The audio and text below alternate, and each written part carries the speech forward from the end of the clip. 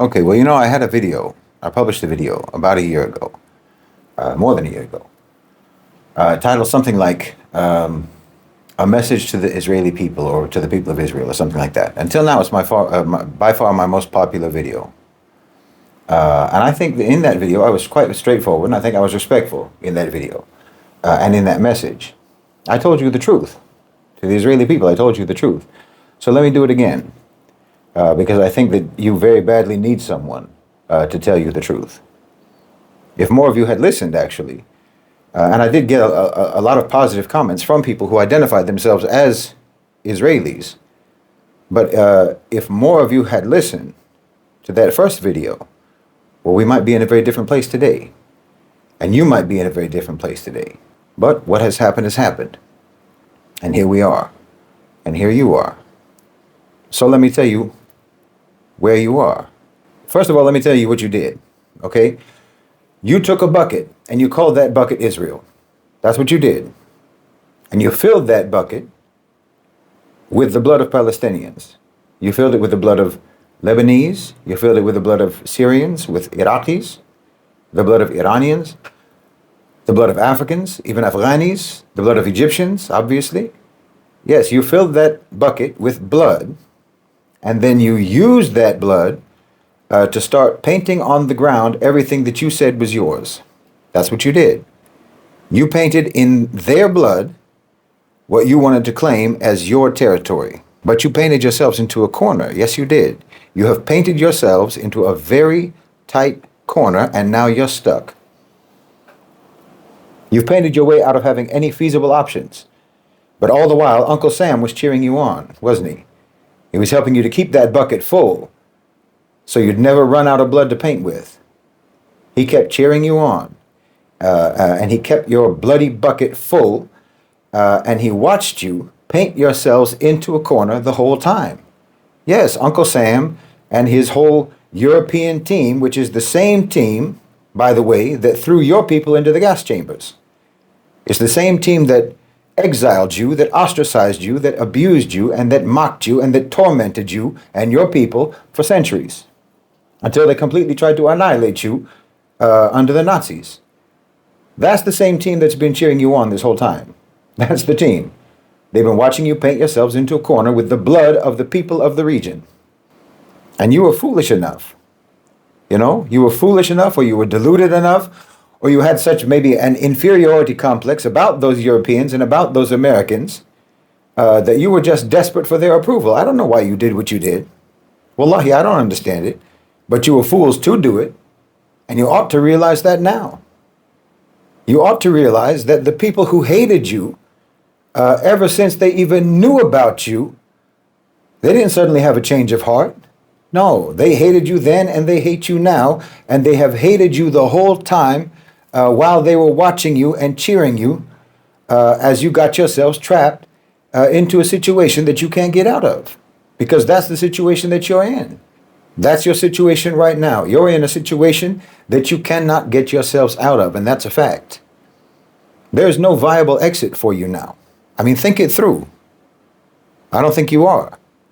I told you more than a year ago that they were egging you on to do things that were absolutely and irredeemably destroying your reputation as a people, as a nation. I mean, the damage is irreversible. Tens of thousands of people killed, innocent people killed in Gaza, 50,000. By the time that they actually have the real numbers, by the time we know the real numbers, you and I both know it's going to be over 100,000 people that you've murdered. More than that, probably, that you've slaughtered. So you see what they've done. They've turned you from being victims of their Holocaust against you into perpetrators of genocide. Look at that. What makes you think that the perpetrators of the Holocaust are not just trying to retroactively justify their crimes by turning you into genocidal monsters? You ought to think more deeply. I mean, do you understand that no one feels sorry for you now? That was your currency before, but no one feels sorry for you now. I mean, they're putting out AI English translations of Hitler on YouTube, and it doesn't get taken down. It gets shared. They've got people who used to say things quietly amongst themselves now saying out loud that Hitler had a point. And maybe he did what he did for a good reason. Imagine. We're not even talking about Holocaust denial anymore. We're talking about Holocaust justification being normalized because of your actions. That's because of nothing but your actions, Israel's actions. It's because of the genocide. It's because of the unhinged, unrestrained, illegal violence that you've committed across every border in the region, attacking Syria, attacking Lebanon, attacking Iran, attacking Iraq, attacking Yemen. Your great American and your great European cheerleaders have applauded you and have funded you into damnation. Do you understand me? They have applauded you and they have funded you until you now have become a hideous spectacle of a nation that the whole world despises. And you think that these are your friends. Until now. You think that these are your friends who saved you from the Nazis. Well, they're not doing anything but carrying on what Hitler left off, where Hitler left off. But they just made their approach more sophisticated. You know, Hitler used an axe and they use a scalpel. They've ruined you. I'm surprised that you can't see it. I mean, after more than 600 days of inhuman savagery in Gaza, I mean inhuman brutality, all of it live streamed. When the most bigoted, the most, neo-Nazi white supremacist, openly Jewish-hating demagogue, after all of that, when he claims that your people are satanic and demonic, well, what's a good-hearted person supposed to say after what we've seen? I said they've turned you from Holocaust victims into genocidal killers in the public mind. All the blood that you're spilling is only whitewashing them of what they did to you for centuries. Can't you see that?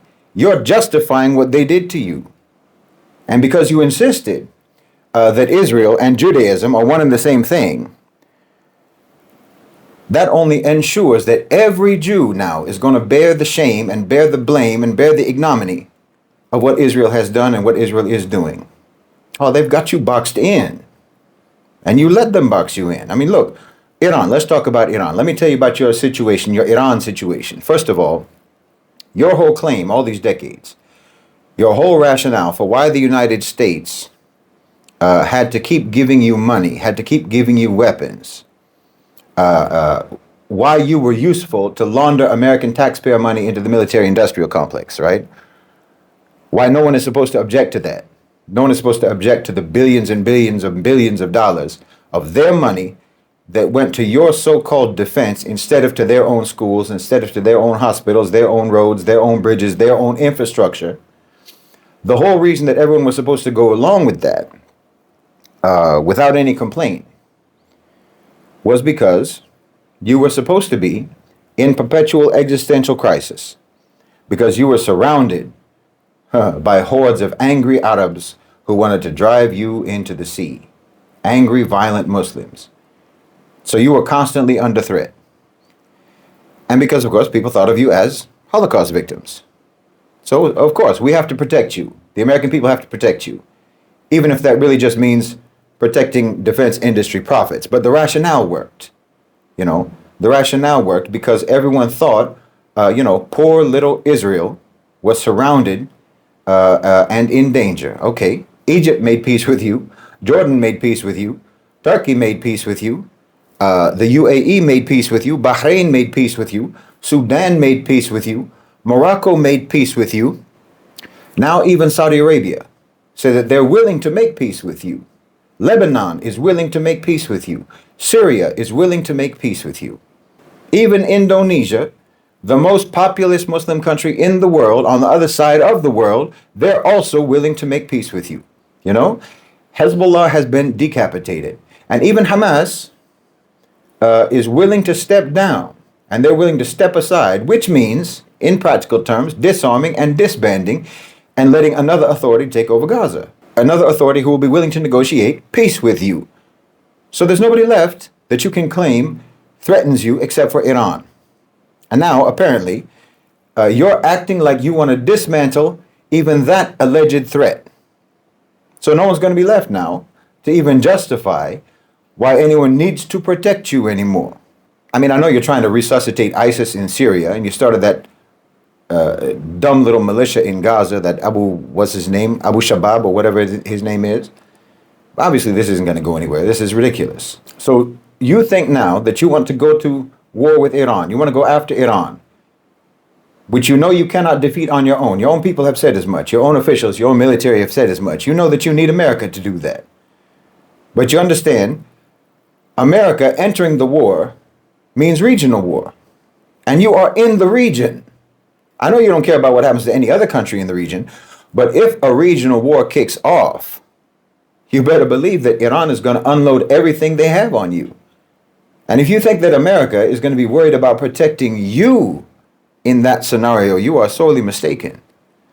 The only thing that America is going to care about protecting, if that happens, is their own bases and their own interests in the Gulf. They're going to defend Saudi Arabia. They're going to defend the UAE. They're going to defend Qatar because Iran is going to strike them too. No one's going to be trying to save you. Why should they? You don't have oil. You don't control vital shipping routes. What do you have? Your whole economic model is parasitic. And Donald Trump, remember, Donald Trump is transactional. So think that through. The GCC gives him billions, I mean, even potentially trillions of dollars. Meanwhile, Israel does nothing but beg for money. No one wants to protect you. If America enters the war, you ought to understand that it will only make things worse for you, not better. Can't you see that? Tel Aviv is going to be flattened. Your ports will be vaporized. You know, your little natural gas fields are going to be on fire. Your cities will be demolished. And yes, your people are going to flee. I mean, they're fleeing already. They're fleeing already by their tens of thousands. Some say 100,000 already sailed off on boats and yachts to Cyprus. They're all escaping the possibility that maybe they'll be hit by an Iranian rocket after just 1 week of conflict. You must be out of your mind if you think that America entering the war and escalating the war is going to be good for you in any way whatsoever. They want to finish you. Don't you understand that? Look, construction in your country, in Israel, has already stopped. It already stopped 600 days ago. When your buildings get damaged, they're staying damaged. Do you understand? Do you have any idea how much more damage Iran can absorb than you can absorb? Their country is 70 times larger than you. 70 times. Their army is at least 4 times larger than you. And their soldiers aren't on TikTok. They're not quitting. They're not refusing to serve. They're not getting taken off duty for mental problems. They're not committing suicide. They're not killing themselves. No, it doesn't even matter how much damage America could potentially do to Iran. You cannot sustain a fraction of what Iran can sustain, and that's just a fact. If this goes on for even just 6 months, you're looking at an economic toll on your economy of upwards of $165 billion. That's 35% of your GDP. Double that if it goes on for a year, and it can go on for a year. If it's a full-blown war and Iran starts to get replenishments of their artillery from Russia, China, North Korea, whatever, and if they reactivate their proxies, oh yes, it can go on. And yes, the fact of the matter is that your people all have somewhere else to go when things get bad. Iranians don't. Do you understand? Iranians don't even have to carry out a mass casualty attack in Israel. They don't have to focus on that. All they have to do is land one rocket in one building, and everyone in every apartment of that building is on a plane to New York. They're on a plane to Paris or to Moscow. They can literally depopulate your whole country just by targeting infrastructure. Because at the end of the day, you're all pampered Westerners, after all. You're not trying to live without Wi-Fi and cappuccinos. You know it and I know it. You're not ready to die for the Zionist cause. I mean, be serious. And then there's the fact that, what do you think happens if they escalate the war? What do you think happens when American soldiers start dying for you? Listen, Americans don't even want to see American soldiers overseas supposedly dying for their own country in Iraq, in Afghanistan, wherever else, according to the rationale that they give their soldiers and the soldiers' families. You notice that they didn't even send their own soldiers to go and fight in Ukraine against their arch enemy, Russia. I mean, firstly, what on earth makes you think that they're even going to be willing to fight and die for you when they don't even want to send their soldiers, like I said, to go fight and die supposedly for their own country, you know, in various military engagements around the world? What makes you think that you're not just going to get Ukrained out of existence by your best friend, Uncle Sam? They're willing to fight Russia down to the last Ukrainian. What makes you think that they're not going to be willing to fight Iran all the way down to the last Israeli? Wallahi, you're not reading the room at all. But if the United States does actually escalate and get into the war, and they actually do send their own soldiers, well, how does that play out? Think that through again. Now your country is not only going to be responsible for the blood of Palestinians, for the blood of Arabs, but mothers across the United States are going to hold you responsible for the blood of their sons and daughters. I'm telling you, they're not doing anything but set you up to be hated and disposed of. And you should be able to see it. I'm surprised that you can't, honestly. But maybe you're just so in love with the people who tormented you and tortured you for centuries that you just can't see it. I don't know what it is. But it gets worse. Because like I said, your people are going to flee. But also, like I said, you've made the whole world hate you now. So where exactly are they going to go? Now, we know that the U.S.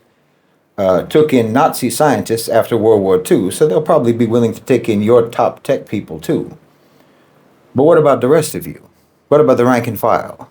The only way that they can escape is if they completely deny being Israeli. You know, I mean, I know most of them are atheists, and they only actually claim their Jewishness, so-called, to gain access to Israeli citizenship.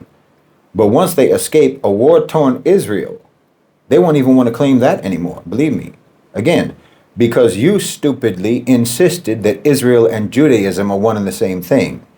So that left them with now the only choice that they have is to disavow their Israeliness. And in so doing, they're going to have to repudiate their Jewishness. Do you see? Netanyahu and his neocon white supremacist backers are destroying you as a nation, as a people. They're destroying you because they hate you. And they always have hated you, and you know this. There's no way that you don't know this. I mean, you got into bed with the Christian Zionists. And you and I both know that the Christian Zionists' whole motivation is to see you get slaughtered in their end times Armageddon porn fantasy. And you know that the main backers of Zionism back in the day in Europe were the most Jewish-hating segments of the power structure. So you know perfectly well, you haven't fooled yourselves. You know perfectly well that they have hated you this whole time. And now you can see where that's gotten you, trusting and depending on people who hate you. Honestly, this has got to be the most epic series of bad choices in history that you've made.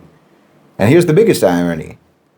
Do you know what the biggest irony is? The biggest irony is that the only countries that would still potentially be safe for you are the Muslim countries, the Arab countries. The very countries that you've been saying all this time want to destroy you. Meanwhile, you literally hooked up with the people who have never done anything but try to destroy you, literally for hundreds of years. But the Muslims and the Arabs were always welcoming. They were always hospitable to you. They always gave you shelter. They always gave you safe haven. And now their countries are the only countries that might be willing to host you again. They're the countries that are going to rebuild Israel after people flee, after your people flee. Think about that. After the war that you think you want so badly. The irony is poetic. Yes, the Arabs and the Muslims are going to be the ones to rebuild. They will fund the reconstruction. They will pump in the investment. And the people who partnered with you in your self-destructive war against the Arabs and against the Muslims, those people are going to be partnering with us in those reconstruction projects. Oh, you're being tricked in every which way. I don't know, honestly, how you can't see it.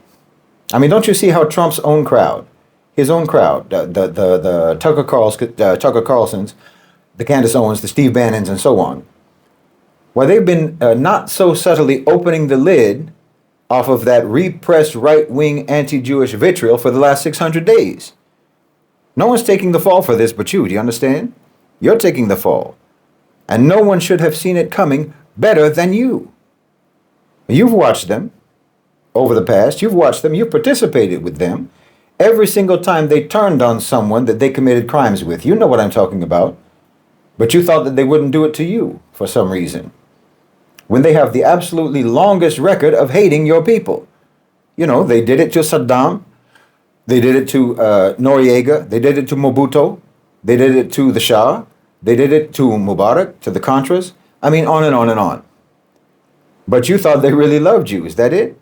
You thought they really loved you. You thought that they really loved you with all of their Nazi scientists, their KKK, and their dream of end times Jewish annihilation, you thought they loved you. You thought they'd never turn on you. Well, I mean, tell me, did you really think that when they were spreading all of that propaganda about how powerful AIPAC is, and about how much the Jews control the media, and how much the Jews control finance, and how you supposedly run the world and what have you, are you telling me that you all thought that that was flattery? Complimentary? Did you think it was all pillow talk? No, they were setting you up to take the blame for everything that they used you to do. For all the crimes that they commissioned for you to commit on their behalf. You understand? Oh, they're going to sell you down the river, just like they've done to every other accomplice that they ever duped to commit heinous crimes on their behalf. The same as what you've done. That's what your whole country's history has been. But maybe you thought it was going to be different with you because you're Western, because you're white, because you're European, or what have you. But I mean, open your eyes. So are the Ukrainians. I mean, in fact, if you're looking properly, you can see very clearly that America has already thrown the entirety of Europe under the bus. They don't care. I mean, at least the Europeans are starting to get some level of cognizance to recognize, to one extent or another anyway, even if it's after like 3 years of very obvious American-European divorce proceedings, the Europeans are starting to understand that there's America and there's the rest of the world, and that's it. But you still think that these people are your friends. And now you're begging for the U.S. to enter your war with Iran. But trust me, that's the absolute last thing that you need to have happen. You know, you're so used to the idea that escalation is always to your advantage, but that's not the case anymore. That's not the case this time, and it's not the case anymore. If there is escalation, it just brings you even faster to devastation. Like I said, what on earth do you have to protect? Think about it, honestly. What is there to protect when you know how the real game works in 2025? I mean, clearly you don't know how it works, so let me tell you. I mean, here's the calculation. A war-torn Israel is at least twice as attractive to investors than Israel intact. Come on, you know this. You know how investors see a war-torn Israel, how they see any war-torn country. They see opportunity. They don't see tragedy. They don't see collapse. They see opportunity because that's what it is for them. Because when a state like Israel gets hit hard, gets hit fast, gets hit on multiple fronts, what you get isn't just the rubble. You get a liquidation event. You get distressed assets. You get regulatory suspension by the government. You get panic sale. You get state desperation. You get privatization writ large. That's war dividend. Before the war, Israel was expensive. Bloated asset prices. You had real estate in Tel Aviv was like the same as Manhattan. The tech sector was overheated. Regulation was heavy. Civil resistance was loud. You couldn't touch most of the markets unless you were already embedded in those markets or you were overpaying to participate in those markets. But after the war, everything flips. Property values plummet. Owners liquidate. The government fast tracks permits.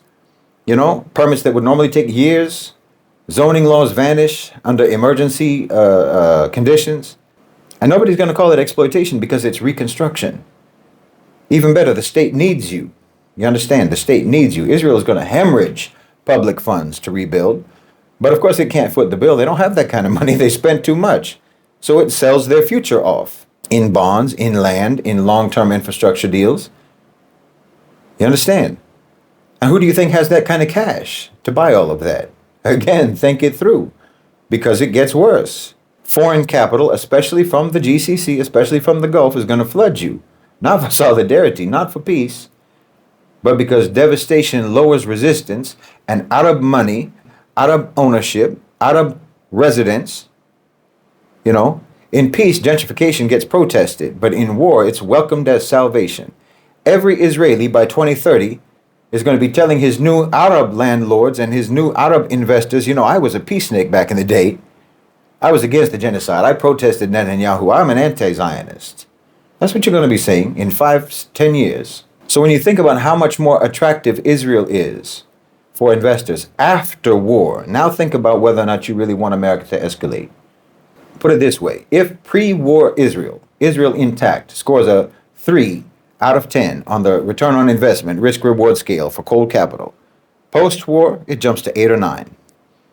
Because now you're not competing with legacy oligarchs anymore. They all left on their yachts. You watched them go. You're not going to be stuck in bureaucratic paralysis because you're the solution. You're the savior. You're the savior investor, angel investor.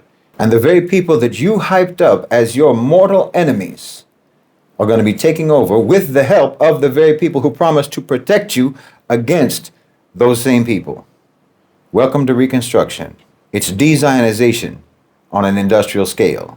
No, you aren't doing anything when you escalate this war, but accelerate the end of your own colonial project. You should be able to see that. No one's worried on our end. I mean, do you have any idea how much richer our countries are going to get as a result of your delusions of genocidal grandeur? Oh, and yes, it's going to be our money. Not loans, not gifts, not aid from the United States. Our money, our land, our dominion, our sovereignty. You know that saying in the Bible, your Judeo-Christian friends attribute it to Jesus, alayhi salam, in the Bible. The meek shall inherit the earth, they say. Well, a more accurate translation of the word meek is those who are gentle, who are humble, and who are disciplined in their strength. Those who do not assert themselves through violence. That's what meek means here. So the right way to say that passage in the Gospels, blessed are those who are patient. Blessed are those who are humble, with power under restraint, for the land will be theirs. That's what it said. But I know you don't believe any aspect of the Christian side of the Judeo-Christian equation, but that's fine. The Torah says the same thing. It says that those who are not arrogant shall inherit the land. They shall inherit the land and they shall delight themselves in the abundance of peace. Or as Allah subhanahu wa ta'ala said, Allah subhanahu wa ta'ala has promised to those among you who believe and who do righteous deeds that he will surely grant them succession in the land. So it doesn't matter which book you want to look at, which book you believe in. You and I both know that none of these refer to you, and none of these refer to the Americans, and none of these verses refer to the Westerners. No. There is only one nation that fits that description, and you know it and I know it. There's only one nation that is right now seeing that play out in the region. And you and I both know that it's the Muslims. And what you need to understand is that this is going to happen with or without a war with Iran. It's going to happen with or without escalation. It's going to happen with or without America entering the war. Because this is just the trajectory. This is the way it's going. So you can either do it the easy way or the hard way. These are really your options. You're choosing to do it the hard way. But that's going to result in a much harder outcome for you. It's not going to result in a harder outcome for us. The easy way gives you a much more softer landing. Doing it the hard way, well, it's going to be a harder landing.